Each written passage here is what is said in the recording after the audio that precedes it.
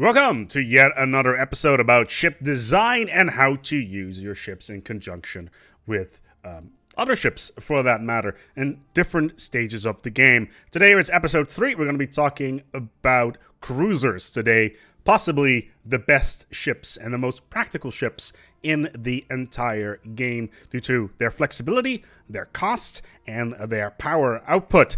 I've been looking forward to this one because cruisers are by far my favorite. Screw battleships, they don't do jack shit and are way too expensive for what they are, but that's for next time. Let's talk a little bit about cruisers, shall we? Oh, I love these bad boys. Obviously, they're only becoming available at the mid-game, and we're going to be talking about 4 different types today, going all the way from the initial designs that you will get to the end game, ship of the line. Let's take a look at our ship designer and take a look at our cruisers. As soon as you get access to cruisers in the middle of the game, upgrade your spaceports, start building and designing your first cruiser, and it will most likely look a little bit like this. It is incredibly chunky, it's got a lot of guns, 2 larges in fact, and this will most likely be the first time that you'll be dabbling with large weapons, because destroyers do have a large slot, but at the point of the game where you get them, well, let's put it this way, large guns are not particularly useful because they will not hit corvettes and will have difficulty hitting destroyers themselves. Large guns, however, are really good. Not gonna lie, they will have a grand old time when it comes to shooting down any sort of enemy fortifications as well as other cruisers. I've supplemented this here with some whirlwind missiles, mainly because of their accuracy of 100%, and they are fairly difficult to take down with 40 hull points on them, and they also have decent evasion, and they ignore damage, and they do they ignore armor, and they do increase damage to shields, which is actually quite nice. This is a very, very basic design, not going to lie. The shield capacitor is always superior to anything. There's a good chance you won't have them at this stage of the game, so at this point, you may as well say, hey, I want to put up something different in here. Say I want to add another pair of shields. That's fine. We can just actually supplement this with, say, another cold fusion reactor, and then change all of these into shields or something along those lines. That is not really what I was looking for. Regardless, you can fiddle around with this yourself a little bit and make it work a little bit better. We can put some plasteel armor in here. There you go. Very shield heavy, and shields in general are pretty good, especially at the mid game, where anti-armor weapons like plasma don't really enter the field just yet, which is rather useful. So let's go and take a look at a type of cruiser that you will most likely be looking at later in the game once you have your mid-game support ready. Welcome to the mid-game support cruiser. The mid-game support cruiser is an interesting one. It is a relatively flexible design where you have a large kinetic battery, which is basically designed to take down any sort of cruisers that are under field or any early battleships that are available as well. I've put a improved fighter wing. We can always supplement this with a bomber wing because the bombers themselves are some of the most strongest weapons within the game, as they ignore 100% of armor and they ignore they have 100% shield penetration, which basically means they ignore them. Plus, the flak artillery allows them to take down any sort of strike craft, any sort of missiles, and with supplement advanced railgun will allow you to take down any sort of targets. You can actually even supplement this with something like a Ripper autocannon or something along those lines to make it more effective versus corvettes or something like that.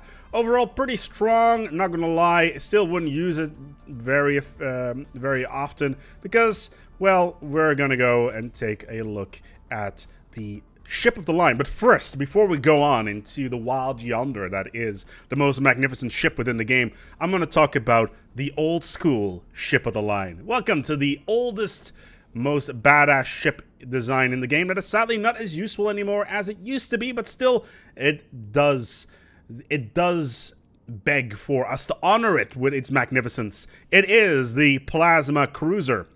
Now, the Plasma Cruiser is kind of designed to work in conjunction with the Neutron Corvette that we talked about in the first episode of this series.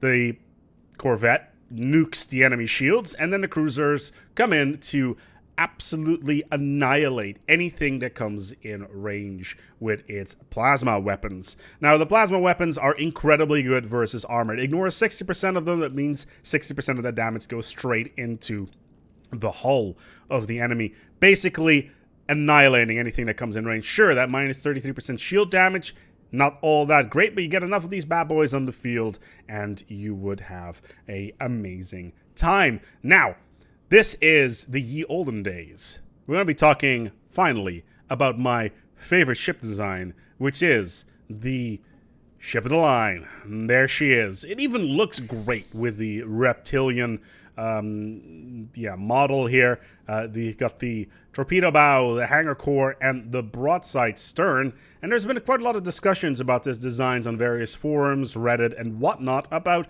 how useful this ship actually is when it comes to sheer flexibility.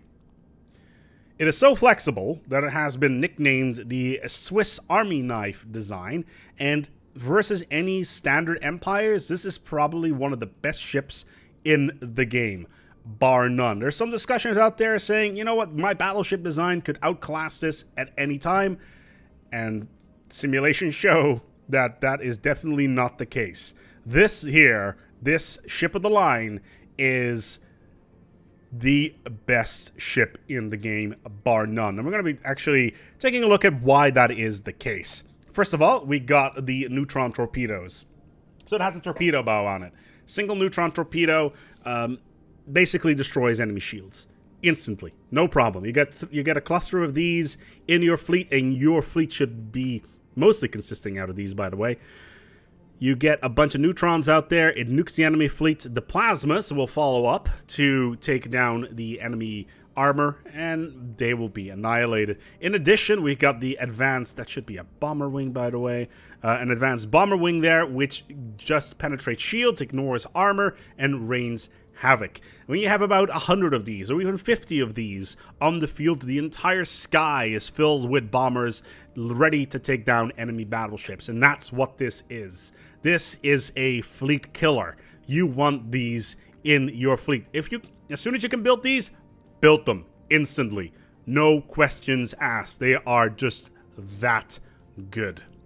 And this is definitely something you want to keep an eye on in your games. Is it very good versus a lot of the endgame crises or even some of the fallen empires? Not necessarily.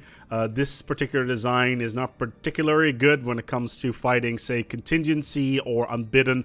That is very heavily focused on, say, shields or even Praetorian Scourge. Now, Praetorian Scourge does like missiles and strike craft quite a lot, so we could potentially refit this to work versus Scourge a little bit better by going anti-armor weapons a little bit better. Say, for instance, you put a Devastator torpedo on that. I don't think the Scourge have a lot of point defense on their ships, so that's something to keep in mind. But still, the end game ship of the line is by quite some margin my favorite ship. And you should definitely consider building these within your game because they are staggeringly good. Staggeringly good. Amazing design, high armor, high shields, decent evasion, decent combat speed, high damage, excessive cost. That's one thing you got to keep in mind. But still, this cruiser design, mass them. Stack them all in the fleet because they are unstoppable. If you have any questions regarding cruiser design and how you feel that cruisers should be used, and if you completely disagree with some of the statements that have been made in this episode, feel free to put them down in the comments below. I'm always interested in your feedback and see what we can discuss to improve our ships in the future.